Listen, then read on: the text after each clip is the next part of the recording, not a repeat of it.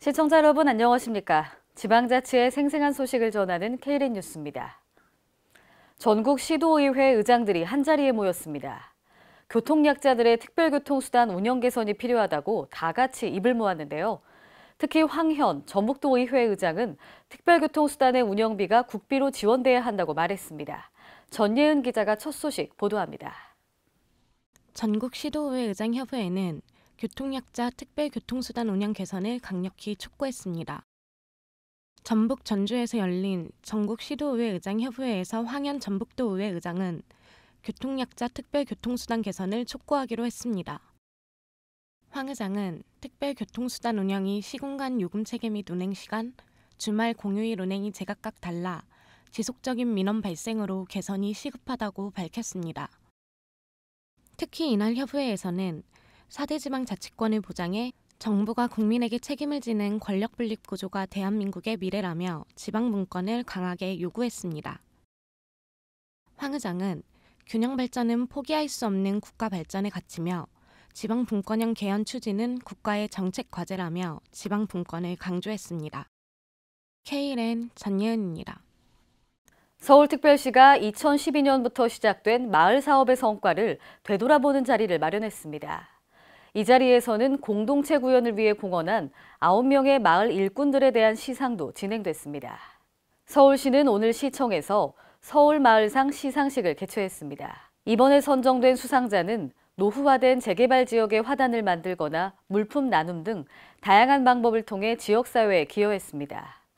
이날 박원순 서울시장은 지속가능한 도시를 만들기 위한 중요한 해법은 마을과 공동체라고 강조했습니다.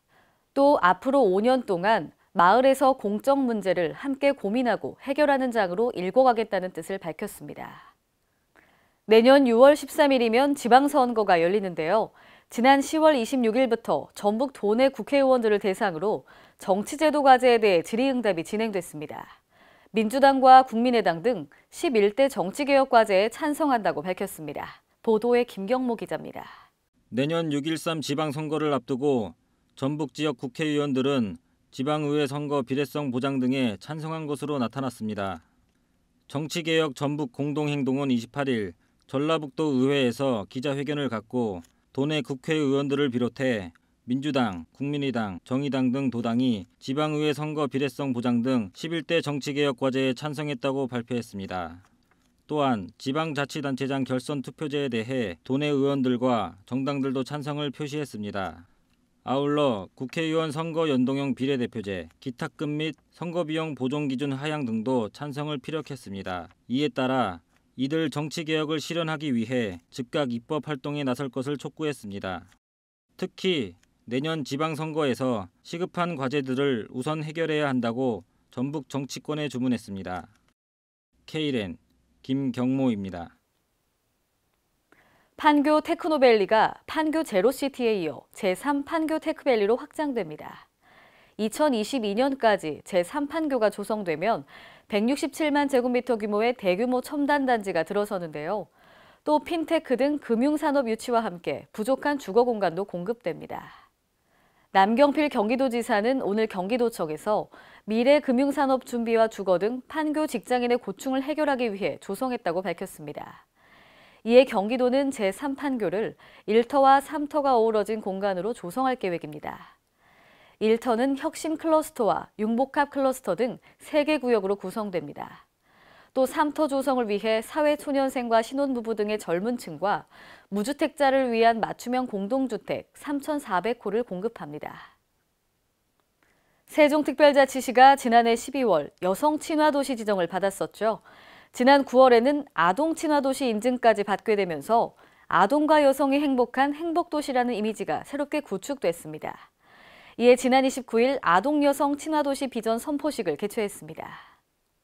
이날 행사는 축하 공연을 시작으로 아동여성 친화도시 로드맵 발표와 비전 발표 등으로 진행됐습니다.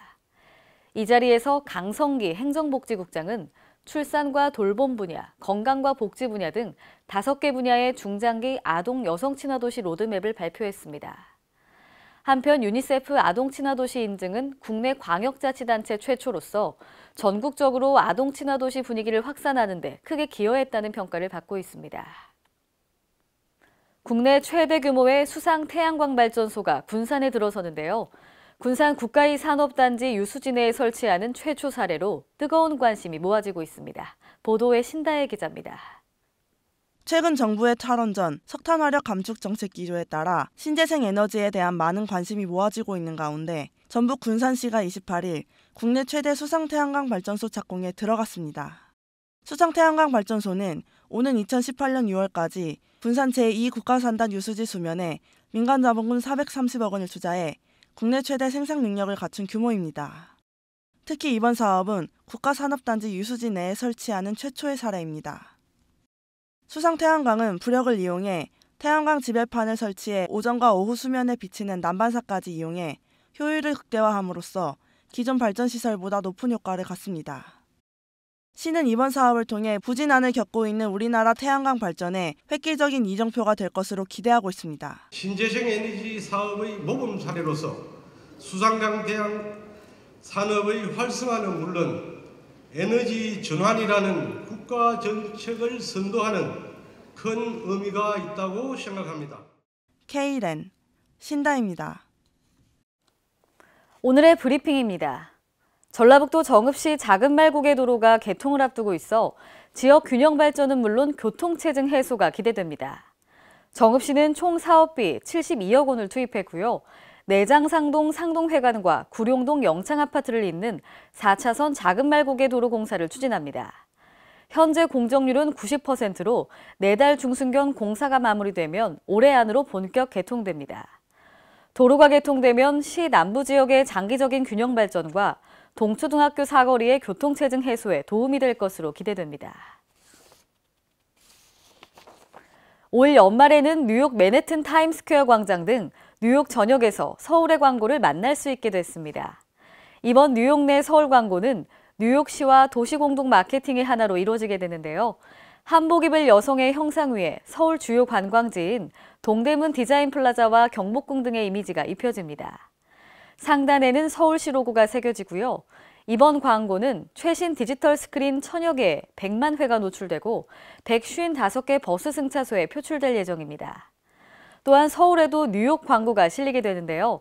12월 한 달간 서울시 전역 중앙버스차로와 택시 승차대에서 표출됩니다. 전라남도 목포시는 내달 초 조위가 상승할 것으로 예상하면서 주민들이 피해를 입지 않도록 철저한 대비를 당부했습니다. 내달 4일부터 6일까지 오전 2시부터 5시 사이인데요. 이번 조위 현상은 침수 경계 지역인 해안 저지대는 차량 침수 피해가 예상되므로 주차, 정차를 금지해야 합니다. 이에 따라 목포시는 비상근무반을 편성하고 배수 펌프장, 하수문에 대해 사전 점검을 실시합니다. 이상으로 K랜 뉴스를 마칩니다. 시청해주신 여러분 고맙습니다.